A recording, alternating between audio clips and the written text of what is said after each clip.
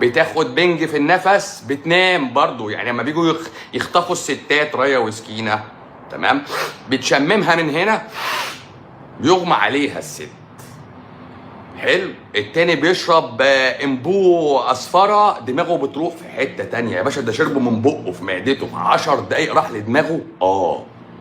باشا النسيج الخلالي البيني اللي ما بين الخلايا بيلف في الدم 5 لتر في الدقيقه، فانت يا باشا بتلف 5 لتر من اصل 20، فبتجريهم بسرعه، فال 15 بيلفوا تاني، فبيوصل في منت الا منت. فمحدش يقول لي ايه علاقه البيض بالصدفيه، ايه علاقه البسله بانتفاخ القولون باعصاب اللي بتشد بعديها. يعني انا اكلت بسله تاني يوم لقيت ايديا مشلوله، ايديا مشلوله يا دكتور. البسله يا باشا وصل منها توكسين على دماغك، على دماغ ام حضرتك. فهمت حاجه؟ يعني انت بتشرب الكاس هنا بتدوخ، بتاخد الحقنه في عضل بتوصل لدماغك، بتشم الشمه في منديل بيغمى عليك. مستغرب ان البيضه وصلت الرئه عندك يا باشا؟ مستغرب ليه؟ ارجوك شغل دماغك اللي اعتقد انها فوق. محدش يقول لك ايه علاقه الاكل بالاعصاب الطرفيه. فاهم؟ اقول لك ايه علاقه البيض بالحساسيه اللي عندي؟ انا عندي حساسيه في صدري، جيوب الانفيه دي في مناخيري، البيض باكله ببقي. اي حاجه تخش بقك، اديني قلت لك اهو، اي حاجه تخش بقك بتاثر في بقيه جسمك. حافظ على بقك. مش اي حاجه تدخلها بقك كده، ما تبقاش زي العيال الصغيره. يعني مش اي حاجه تقوم حاطط ايدك في الارض وواكل. اعقل بقى، اعقل. وبعدين انا وفرت عليك، انا جربت لك حاجات واديتك لسته. ممنوع الاقتراب من هذه الاشياء. لماذا يا دكتور؟ حاجات كتير يا باشا.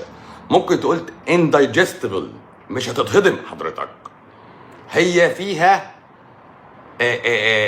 توكسينز. ممكن يعني حبايه الفول القشره indigestible لن تهضم. الحبايه من جوه فيها سموم، فهتلاقي فيها حته indigestible، حته فيها سموم، حته الفرمنتيشن بتاعها قذر.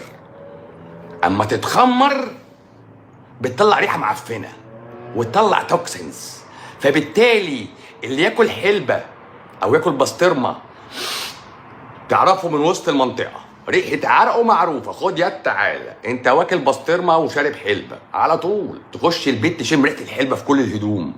ايه يا مدام؟ اصل المدام بترضع يا باشا. طب واحنا ذنب ابونا ايه؟ يعني هي بترضع بتشرب حلبه، الله يسامحها، فمعنى كده انها شربت الحلبه في بطنها طلعت في عرقها، كانت البسطرمه من بطنها طلعت في عرقها. معنى كده ان حضرتك اللي بيخش بق حضرتك بيضر جسم حضرتك في التو واللحظه. هتاكل بنجر هتعمل بيبي لونه احمر، يبقى بعد كده بيطرد الصبغه. يعني جسمك بيفهم بيطرد الصبغه وبيطرد الروائح الكريهه. خد يد، انت واكل بيض من ايه؟ من ريحه بقك، من ريحه باطك، من ريحه افرازاتك، من ريحه روايحك. انت ريحتك معفنه. دكتور سكر صايم يطلع 335. باركوا لاخوكوا هناك، اسمه ايه ده؟ مريم. باركوا لاختكم سكرها 235. امي عايزه قماشه بيتي، باركوا لها يا جماعه، باركوا لها. ازيك يا سلوى، عامله ايه؟ باركوا لاختكم هنا، الناس اللي في اليوتيوب باركوا لاختكم هنا في الفيسبوك، اسمها مريم سكرها صايم 235. باركوا لها هنا. الف مبروك يا مريم، الف مبروك يا حبيبتي، الف مبروك يا روحي. اطلعي بره واندهي على نيازي، خليه زغرط. سكرك 235 صايم، مبروك يا بابا، الف مبروك يا روحي. دوالي الساقين، يا ترى الدوالي دي في الساقين بس يا استاذه ام لؤي؟ في فيسبوك او انا شغال فيسبوك يا عقري. ربنا يكرمك يا دكتور. ابني خف من الجرثومه على النظام ده اثناء اللايف ولا قبل كده؟ عشان في واحده كانت بتهرياني، انت ليه بتتهرب من الجرثومه؟ مش عارف. بتهرب من الجرثومه. بتهرب منها، امال هعمل هواجهها لوحدي وانا اعزل؟ ضميرك عدم يا استاذ رامي، نهائي نهائي، ضميرك عدم نهائي. اعوذ بالله يا شيخ.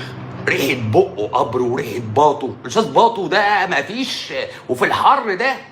مبروك يا مريم، مبروك، الف مبروك. 235 من كام؟ هتخشي ثانوي منازل. 235 في الاعداديه قليل يا مريم، قليل. هحكي لكم حكايه قصيره حزينه، قصيره حزينه، عشان بقى كده نضحك عادي. شكرا يا زهير، اشكرك يا حبيبي، اشكرك. النسيج الخلالي، مفيش تشابتر في الطب اسمه النسيج الخلالي. خد يا ابني تعال اعرفه لك. لا يا باشا، انت بتستشفه من الكلام. اما تلاقي فيه فايبروزس، اما تلاقي فيه تليف، تقول يا باشا التليف ده فين؟ في الكبد. يقول لك لا، في الانترستيشيوم. هو اسمه انترستيشيوم، بص الخازوق اسمه انترستيشيوم، حتى اسمه كده الخلالي. الناس لسه بتبارك لمريم يا جماعه، مبروك. مريم اختفت، مريم جالها غيبوبه. مريم، حد ينده على مريم يا جماعه، حد ينده. البنت دي وقعت في حفره، اطلعي يا بنتي. طب اطلعي خلاص مش هنزعل، اطلعي اطلعي افطري. طب وقولي لنا فاطر كام؟ اطلعي عشان اصحابك يتبسطوا معانا. الاستاذه نور بتزغرط بقى لها 3 ساعات اهي.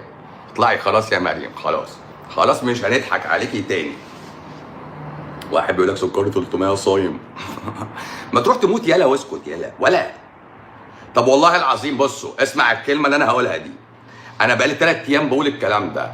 اللي سكره عالي، اللي سكره عالي، الصدفيه بتاعته هتتحسن، والاكزيما هتروح، والانتصاب هيبقى حديد، ونومه هيبقى قليل، ونشاطه عالي، والتئام الخلايا محترم، ومش هيجيله ادوار برد فمناعته بتبقى حديد، وشعره هيطلع. ده بفضل السكر. مريم طلعت اهي بتقول لك نعم انا هون. يا اشكرك، انا قلت لك من الاردن. اشكرك. يعني يا باشا السكر هو سبب التحسن؟ يعني لو وطيت السكر بغباء امي هموت؟ عشان كده في واحد كاتب، عجبني قوي الكومنت ده، كنت فرحان فيه قوي قوي قوي قوي قوي. الف مبروك يا مريم. الواد كاتب سكري على نظام 600 وبتحسن، وقمت واخد دواء فهم هبطني وخلاني داخل في غيبوبه على سكر 300. يا باشا انت جسمك عامل ريسيتنج للريكوايرمنت بتاعته، فظبط سكرك خلاص. صايمك 300، الفطر 400، وانا همشي على كده يا باشا. وماليش علاقه انت صايم، انا كده كده بصنع سكر. انا بصنع ايه؟ سكر. مش دعوه باهلك، انا ليا دعوه بدماغ حضرتك محتاجه ايه، فبصنعه لها اهو. هتيجي تستحمر انت بقى وتشغل دماغك، هتشقط معايا في حته غلط. ما انا هحكي لكم بقى الحدوته القصيره الحزينه دي بقى، اللي هقولها دي الحزينه دي بقى. امبارح بالليل تليفون من نيو جيرسي. الو، اونلاين بقى. هو هتلاقي اسمه فيكتور غطاس، هو صديق مع الصفحه بقاله شويه. والمهم الظاهر كانت اخته بقالها سنتين بتقول له عليا، وهو يقول لها مين ده وهمشي ورا. المهم مشي ورايا يعني، خلاص بقاله 6 شهور، بس شغل دماغه معايا برضه. فقال لي ايه؟ قال لي انا من كام سنه واحد اجريجي دكتور كتب لي على تراكمي فلقاه عالي، فاداني انسولين، والتراكمي عمال يعلى قدام الانسولين، بدي بعلي انسولين والتراكمي يعلى، بدي ادويه والتراكمي يعلى. المهم في واحد الماني دخل في النص باين، حط التاتش بتاعه، قال له ما تعديش عليا هنا تاني غير الدعامات بقى اللي تتركب. يعني دواء زياده معاه دعامه، ودواء معاه دعامه. هو بقاله شويه لحد ما 6 شهور مشي معايا على النظام، بطل الانسولينات، بس عمل حركه اصبر بقى عليا. قال لي ايه؟ لقيته بيقول لي التراكمي ظبط معاك انت لوحدك مع نظام انا. فانا اما حد يقول لي تراكمي ظبط على نظامي، لا مش صح، في حاجه غلط. هو لو قال لي الانسولين الصايم بتاعي ظبط، او الانسولين الفاطر بتاعي ظبط، فاهم، كنت قلت ماشي. لكن ده بيقول لي التراكمي ظبط، ففضلت ساكت. قال لي وبعدين بقى لي فتره مش عارف، عملت GFR اللي هو ايه، ترويه الكليه، يعني انديكيتور لترويه الكليه. تمام، ركز معايا. فلقيته قليل 39. انا كنت مستني حاجه، انا كنت مستني حاجه يقولها لي الراجل. هو قالها بقى في الاخر. انا لسه باخد دواء الضغط ولسه باخد دواء السكر اسمه جارديانز. هنا بقى حلل لي اللغز. ما انت دواء السكر على جسم سليم هيوقع سكرك طبعا. انت بتاخد جارديانز، انت سبت اضعف واحد فيهم، يعني وقفت الانسولينات بالدايماكرون بالبتاع بالسيدوباش بل وسبت الجارديانز وسبت دواء الضغط. فبالتالي انت لعبت مع جسمك لعبه توكسين صريح بقى.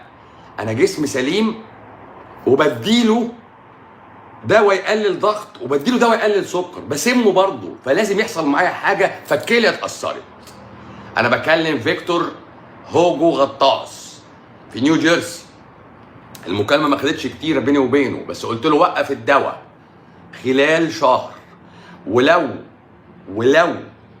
كلام حضرتك صح الجي اف ار بتاعك هيعلى يبقى 55. فهمت حاجه ولا لا؟ اعتقد فهمت ولا لا؟ اعتقد فهمت. يبقى فيكتور غلط غلطه مع النظام. اوعى تاخد دواء يحفز الانسولين او يحفز مستقبلات تدخل السكر في الكبد او في الدهون او تنزله في البول. ما تلعبش مع السكر اللعبه دي خالص. السكر بيتصنع حسب احتياجك، عشان كده في الاسترس السكر يعلى، وفي الصيام ستريس والسكر يعلى، ولو اتخانقت السكر يعلى، ولو جريت السكر يعلى، ولو جالك دور برد السكر يعلى، ولو جالك دور انفلونزا السكر يعلى، ولو خدت تطعيم السكر يعلى، ولو خدت حقنة عضل دواء زي الفولتارين السكر يعلى.